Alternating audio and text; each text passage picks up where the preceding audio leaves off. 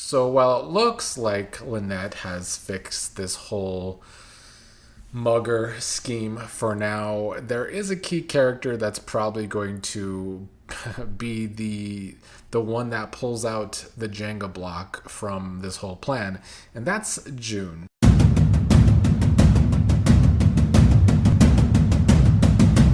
Hello, everybody. It is Monday, which means another week of Beyond the Gates is upon us. And, well, today felt like it was kind of heavy on the Anita cancer storyline.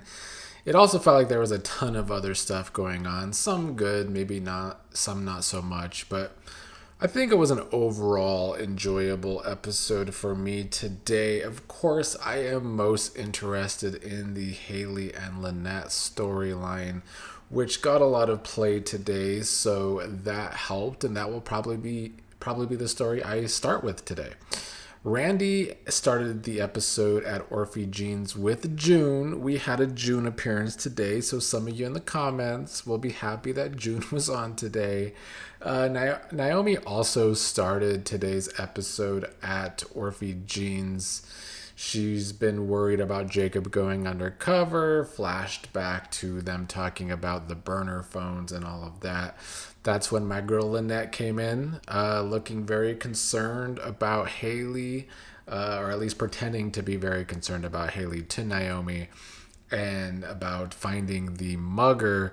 Once Naomi left, Lynette went to Randy, who was sitting at the table, to tell him that she handled their problem. Randy didn't get to hear how she handled the problem because Joey arrived, so he kind of scooted Lynette away. And yeah, obviously Joey has been wanting Randy to find this mugger too because he wants Bill to owe him, and I'm assuming he's going to use that as leverage to actually get Bill to run for office against Martin, probably would be my guess. But then Bill and Hayley were together, and Bill got a call from Elon, with Elon telling them that they caught the man responsible for the mugging. Elon tells them they found someone with Hayley's wallet and driver's license. And of course, Hayley is shocked to hear this because the mugging never happened. But now Hayley has to go to the police station and ID the man. And Bill, of course, wants to go with Hayley, but Hayley wants to go alone because she wants to go meet with Randy first because she thinks Randy set this all up. Bill decided to call Joey about this to let him know that the man was arrested.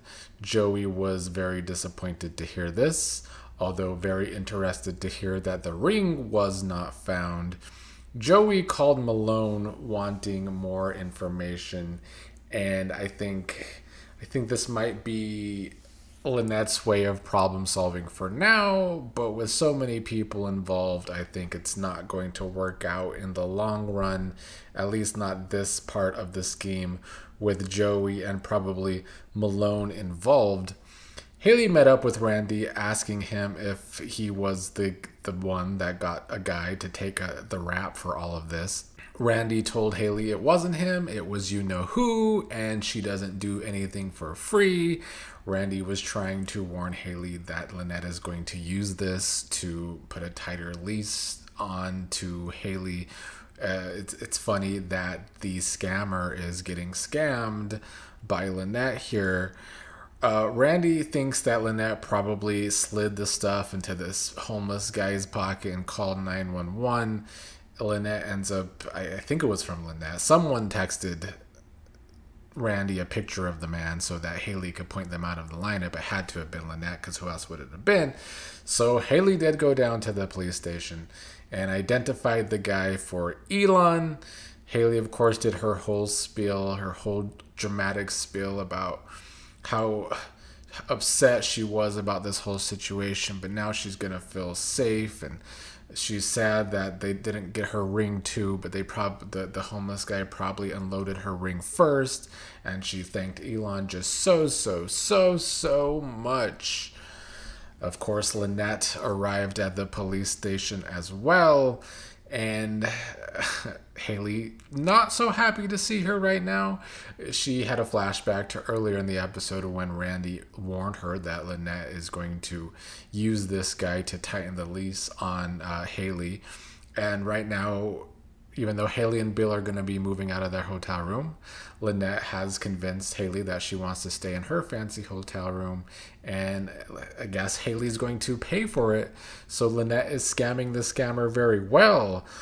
But Lynette, of course, wants more. That's been Lynette's storyline so far, is to keep getting more and more and more out of Hayley, and she's doing a really good job of it. Now she wants little old Tomas off her case, as she should, because Tomas sucks. She wants the big dog, Bill, on her case so that she can get completely off. So while it looks like Lynette has fixed this whole mugger scheme for now, there is a key character that's probably going to be the one that pulls out the Jenga block from this whole plan, and that's June, because we know that June saw Hayley and Lynette with the engagement ring before the mugging went down. And now today June overheard Joey and Randy talking about the guy that was arrested for this alleged mugging. His name is Wesley Hammer. June overheard that name, and I guess used to call him Sledge, as in Sledgehammer, and says that he's a guy that would never do something like this. He's not violent. He wouldn't punch Hayley. He wouldn't rob Hayley like this. June is telling Joey and Randy that they got the wrong guy. Now, I don't think Randy's going to do anything about that news, but if Joey and Marcel are able to do something, I think Lynette's plan might struggle after that. So yeah, that was the highlight of today's episode. A lot kind of happened. It was a lot of movement in that story, which is good. After when Hayley left to go and go to the police station to identify the man, Bill met with Chelsea for a scene because Chelsea knows that Bill helped get Madison the research project closer to home so that they can stay together with their new engagement, and so Chelsea doesn't have to feel guilty that she's making Madison stay and not going off to do what she wants to do. And the other thing, other than the Anita stuff today, was Jacob undercover in his sketchy alley that we always see him in now, and that's going to probably be the only place we see him with this story. The guy that he's been getting in good with likes that Jacob isn't sloppy, told Jacob when he goes to do the drop off for the package that he doesn't see anything and he doesn't say anything. He's still testing to see if Jacob is actually loyal. Later in the episode, Smitty also showed up in disguise in his hoodie to meet up with Jacob and see if everything went well. So of course we didn't actually get to see the drop off, which I know a lot of us talk in the comments about this.